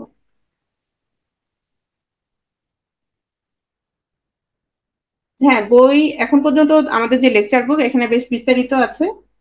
বই পড়ার পর অবশ্যই প্রশ্ন ব্যাংক সলভ করতে হবে। স্লাইড গুলো থাকবে বইতে, আর বিস্তারিত আছে। শিকরের বইতে থাকে, হ্যাঁ শিকরের বইতে আছে। তোমার বইয়ের সাথে প্রশ্ন ব্যাংক সলভ করতে হবে, পরীক্ষা দিতে হবে। যে টপিক টাচ করা হয়নি সেটা পড়লে তুমি এগিয়ে থাকবা। না, বইয়ের সবকিছু মুখস্থ করবা না, জাস্ট রিডিং করে যাবা। আমরা যেগুলো গুরুত্বপূর্ণ সেগুলো ক্লাসে বলে দিয়েছি। প্রাচীন যুগের প্রশ্ন আলোচনার কথা ছিল। Very good. দেখছো, এ হচ্ছে ক্লাসের সেই ছেলে যে স্যার ছুটি দেওয়ার পর বলে স্যার আরেকটা প্রশ্ন। বইটা ভালো হয়েছে, থ্যাংক ইউ। বইয়ের পিছনে অনেক সময় দিয়েছি। হ্যাঁ, রুটিন দিয়ে দিব। রুটিন আজকে দিতে পারিনি, অবশ্যই দিয়ে দিব। বাংলার জন্য কোন বইটা ভালো হবে? তুমি শিকরও নিতে পারো, অগ্রদূতও নিতে পারো। তবে অগ্রদূতে গ্রামার এবং সাহিত্য দুটোই ভালো পাবা। শিকরে গ্রামার একটু কম ভালো লাগে আমার। অগ্রদূতে দুটোই ভালো পাবা। একই। কি নাম? প্রণব রয়। আচ্ছা, এটাও বলে দিব। ইংরেজি ক্লাসের কথা বলে দিব। হ্যাঁ, বাগধারা দিয়ে দিব। পিটু এর বই পড়তে হবে, সাথে অভিযাত্রীও ভালো।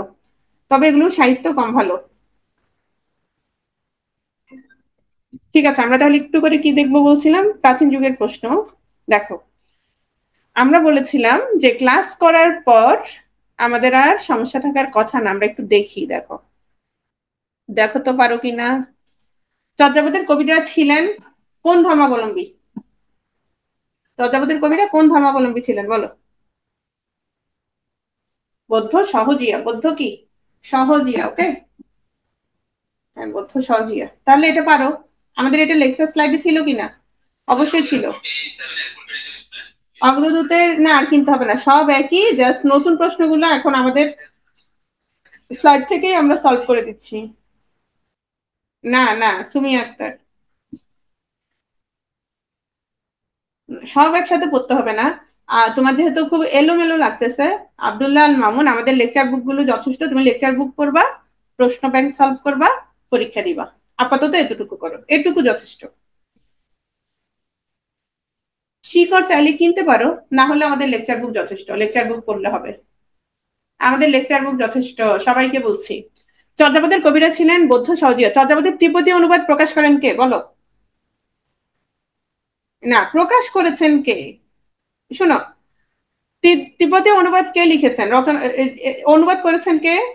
কীর্তিচন্দ্র। আর প্রকাশ করেছেন কে? প্রবোধ চন্দ্র। Very good. চর্যাপদের প্রাপ্তিস্থান কোথায়? স্লাইডগুলো রিডিং করবা। নেপাল। নেপালের কোথায়? Royal library. ওকে। হরপ্রসাদ শাস্ত্রীর উপাধি কি? এটা 43 বিসিএস এ আসছে। মহা মহোপাধ্যায়। ভেরি গুড, এটা আমরা গতকাল পড়েছি। রুখের তেন্তুলি কুম্ভীরে খায়, এই কথার অর্থ কি? গাছের তেঁতুল কুমিরে খাই। ওকে। কোন সাহিত্যকর্মে সান্ধ্য ভাষার প্রয়োগ আছে? আমরা সান্ধ্য ভাষা কোথায় পাই? সান্ধ্য ভাষা আমরা কোথায় পাচ্ছি?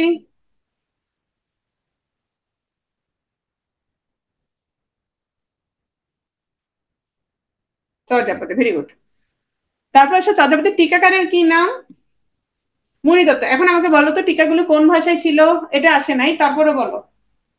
টিকা কোন ভাষায় ছিল? সংস্কৃত। Very good. নেক্সট। চর্যাপদে কোন ধর্মমতের কথা উল্লেখ আছে? কোন ধর্মমত? দেখো এটা কিন্তু দুইবার আসছে, এই যে 40 বিসিএস আসছে না, আবার কোথায় আসছে? এই যে 46-এ আসছে। চর্যাপদের কবিরা ছিলেন একই, একই প্রশ্ন।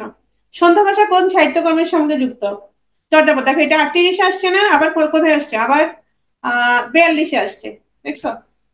তারপর আসো চর্যাচর্য বিনিশ্চয় অর্থ কি, গতকাল পড়িয়েছি, বলো। কোনটা আচরণীয় আর কোনটা আচরণীয় নয় সেটা নিশ্চিতভাবে জানা, তাই না?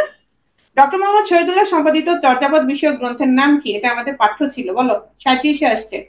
Buddhist mystic songs. Very good. সবচেয়ে বেশি চর্যাপদ পাওয়া গেছে কোন কবির? 35-এ আসছে। কান্নপা। কয়টি? 13টি। আমরা কতটি পেয়েছি? 12টি। হ্যাঁ, লিখেছেন 13টি, আরেকটা আমরা তিব্বতী অনুবাদে পেয়েছি। বাংলা সাহিত্যে প্রাচীন যুগের নিদর্শন কোনটি? শুনো, যদি লিখেন যে কাণ্ডবাদের রচিত পদ কতটি, অবশ্যই 13 লিখবা। আর যদি বলে প্রাপ্ত পদ কতটি, তখন কি হবে? 12টি। ঠিক আছে, প্রশ্ন খেয়াল করবা। হুম। বাংলা সাহিত্যে প্রাচীন যুগের নিদর্শন, এখানে একটা মজার বিষয় শোনো। চর্যাপদ ছিল না, এই প্রশ্নে চর্যাপদ ছিল না। হরপ্রসাদ শাস্ত্রী কয়টা পুঁথি পেয়েছে? 4টা পুঁথি পেয়েছে। সেই 4টাতে চর্যাচর্য বিনিশ্চয় ছাড়া সরপদের দোহা, কৃষ্ণপদের দোহা, ডাকার্ণব ছিল, রাইট? তো যেটা করেছে, ডাকার্ণব রেখে বাকি 3টা মধ্যযুগ বা আধুনিক যুগের তোমার তোমার কি বলে বইয়ের নাম দিয়েছে, ঠিক আছে, বা কাব্যের নাম দিয়েছে। তাহলে সেখানে কোনটা হবে? ডাকার্ণব হবে। হ্যাঁ, তখন ডাকার্ণব হবে। Very good. তাহলে এটা খেয়াল রাখতে হবে, হ্যাঁ। আচ্ছা, তাহলে দেখো তো স্লাইডে বা বইতে আমাদের এই প্রশ্নগুলো চলে আসছে কিনা, মোটামুটি বিসিএস এ যেগুলো আসছে এগুলো আসছে। ওকে।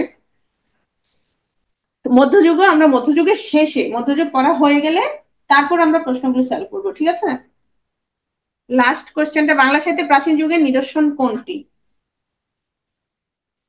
শোনো, আমি বলি, এই প্রশ্নটা একটু খেয়াল করো তোমরা, হ্যাঁ। বাংলা সাহিত্যে প্রাচীন যুগের নিদর্শন কোনটি? আমি দেই 1। বলো, প্রাচীন যুগের নিদর্শন কোনটি? 4? আর নাই? আর নাই? কেন? এখানে তো 1 আর 4, দেখো সরবদের দোহা, চর্যাপদ, এই দুটোই প্রাচীন যুগের নিদর্শন না? অবশ্যই প্রাচীন যুগের নিদর্শন, 1 এবং 4। 1 এবং 4 প্রাচীন যুগের নিদর্শন বলছে। যদি বলতো যে প্রাচীন যুগের তোমার বাংলা সাহিত্যের নিদর্শন, আমার কথা বুঝছো, যদি বাংলা উল্লেখ করতো, বাংলা উল্লেখ করতো।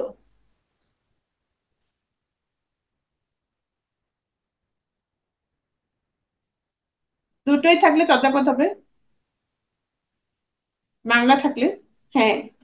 আচ্ছা, এটাই হচ্ছে কথা। ধরো এখানে আমি সরবাদের দোহা দিলাম না, এখানে আমি দিলাম শ্রীকৃষ্ণ কীর্তন, তাহলে কোনটা হবে? চর্যাপদ। আবার ধরো আমি চর্যাপদ দিলাম না, চর্যাপদ দিলাম না, এখানে দিলাম ডাকার্ণব, তাহলে কোনটা হবে বলো?